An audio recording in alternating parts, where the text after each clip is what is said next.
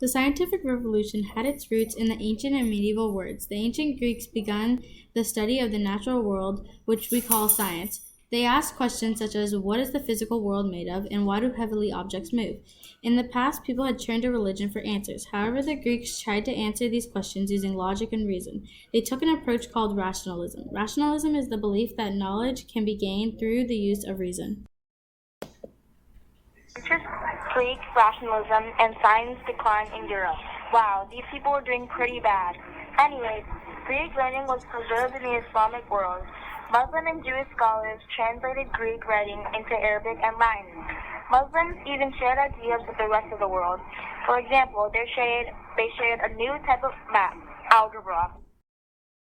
Back in the 1200s, European scholars began to study the writing of the Greek and Islamic science. An important person you should know is Thomas Aquinas. He worked to blend ancient science teachings with Christian teachings.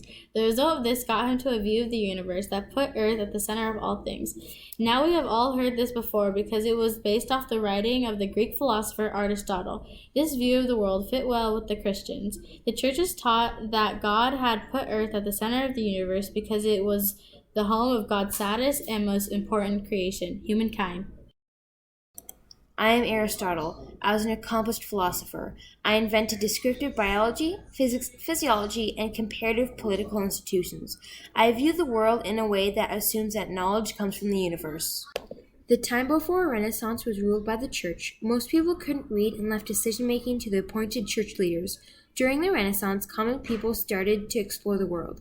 Factors like growth of humanism, global explorations, and new scientific tools that help renew an interest for science.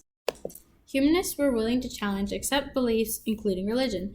They preferred critical thinking and evidence over superstition. Leonardo da Vinci was the most famous figure in the Renaissance.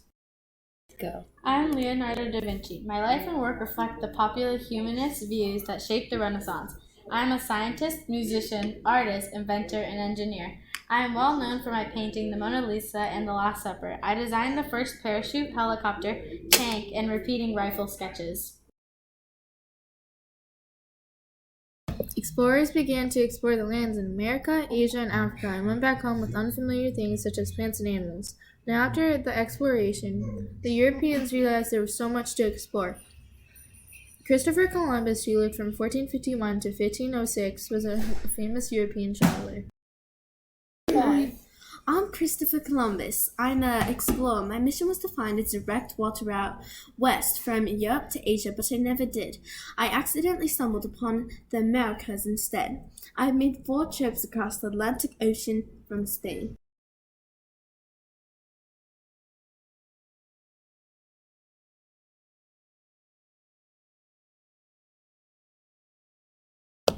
One invention that we now have everywhere is called the telescope, which helped people see more than their eyes are capable of seeing. From the telescope, they learned a lot of things. They saw that the moon wasn't smooth and there were craters that made marks.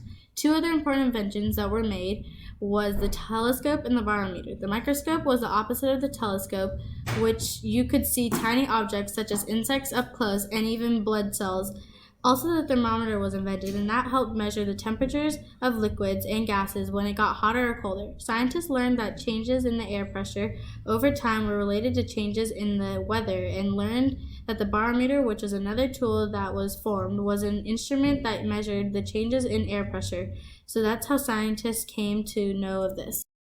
I'm Galileo. I'm one of the first modern thinkers to describe the natural world as mathematical. I'm most famous for astronomy, where I helped develop one of the first telescopes and determined that the sun was the center of the solar system.